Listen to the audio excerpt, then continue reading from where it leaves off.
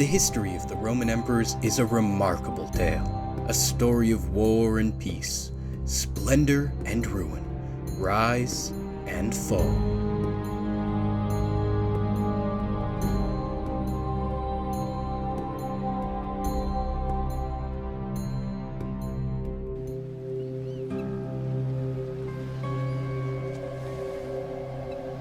It's easier to know when the Roman Republic ended than when it began. It ended here, on September 2nd, 31 BC, off the coast of Greece near the modern-day city of Preveza. This is where, the histories tell us, Marcus Antonius and Queen Cleopatra VII were defeated by Gaius Caesar in the decisive naval Battle of Actium. The Battle of Actium marked the beginning of a new age in history. A largely forgotten monument describes the events of that far-off September day, the Victory Monument at Nicopolis. It was raised 2 years after Actium to celebrate victory and to give the battle the power of myth. The inscription celebrates the deeds of the victorious General Caesar, son of a god, victor in the war he waged on behalf of the Republic in this region. Here, we meet our hero, Gaius Julius Caesar Octavianus, spinning the battle in his own favor. By the time of Actium, Caesar was just under 30. His great rival Marcus Antonius goes unnamed on the monument, but all will have remembered him. Antonius was the most powerful man in Rome, 20 years Caesar's senior, and a brilliant general. Both had come of age in the waning days of the Republic, as order turned to mob rule and chaos.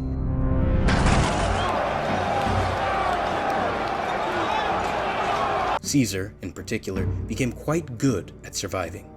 He had spent his short life fighting for the inheritance of his adopted father, Julius Caesar. In this endeavor, he had at first feuded with Antonius, and then become his ally. In the course of a decade of warfare and scheming, the two men had divided the Roman Republic between them.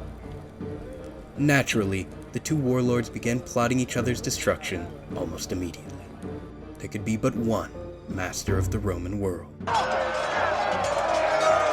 The showdown between the two was to be the last of an interminable series of civil wars that had rocked the Roman world for almost a century.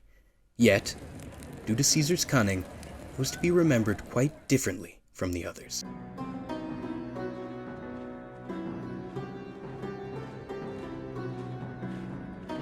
When Antonius first arrived in the east, he had been met by the young Queen of Egypt, Cleopatra VII.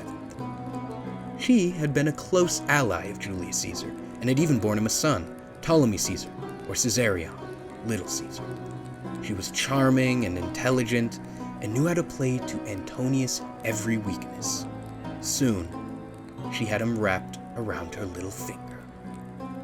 Even though Antonius was legally married to Caesar's sister Octavia, as part of an alliance between the two, he lived with Cleopatra in Alexandria, and fathered several children with her.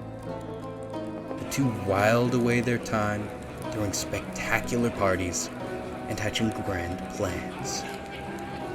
One day, dressed as gods, sitting on a golden throne, the couple declared that they would divide the East between their children.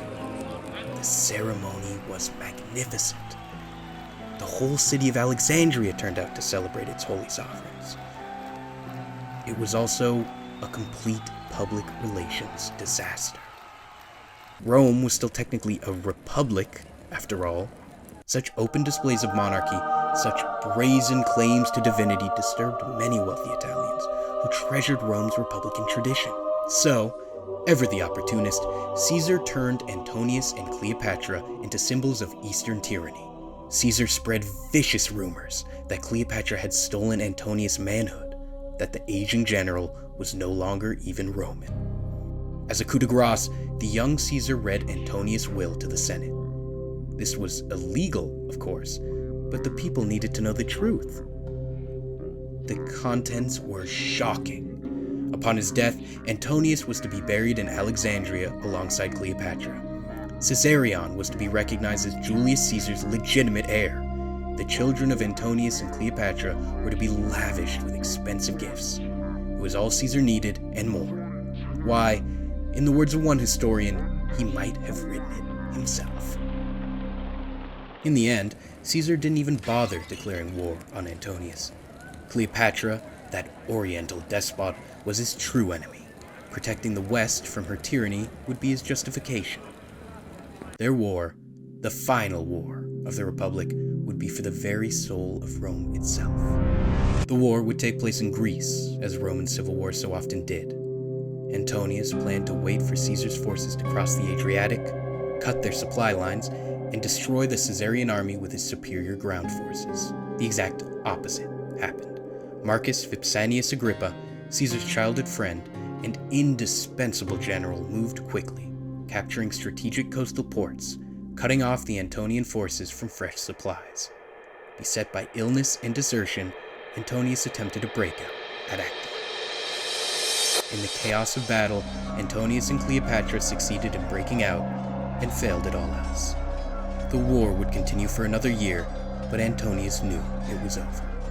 It's said that as they retreated, he sat in silent self-absorption, holding his head in his hands. The doomed couple fled to Alexandria, where the end finally came. Antonius fell on his sword and died in his lover's arms. Shortly after, Cleopatra held an asp up to her breast and joined him in death. With the defeat of Antonius, Caesar became the most powerful Roman to have ever lived. When he finally returned to Rome from the east, the young Caesar made a great show of resigning his emergency powers and restoring the Republic. The Senate begged him to retain his powers. Many senators probably meant it. He accepted, of course. To not accept would tempt further civil war. One thing was clear. The Republic of the past was dead. The only question was, what would replace it? The answer? A new republic. But this would be very different from the old one. The old offices of the Republic would remain, tokens for the elite, but everyone knew who was really in charge. This new republic was now the patrimony of a single man and his family. The young Caesar would oversee the Republic and ensure that the government did not descend into chaos. But to stand above the Republic, to truly embody it, Caesar would need a new name. Augustus was an obscure title, meaning the majestic or the venerable. It had highly religious connotations, recalling the founding of Rome itself. Famously, Romulus had founded Rome with august augury. Caesar took the title as a name, becoming Imperator Caesar Augustus. Roughly, His Majesty Commander Caesar. 2,000 years of using it as his name have blurred the novelty of this act. No one had ever been called Augustus. Many great Romans had received new names to honor their conquests: Magnus, Africanus. Only Augustus shared a name with the king of the gods.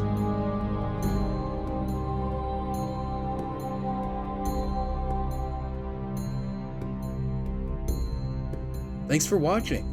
Let me know what historical and political topics or characters you want to see covered next.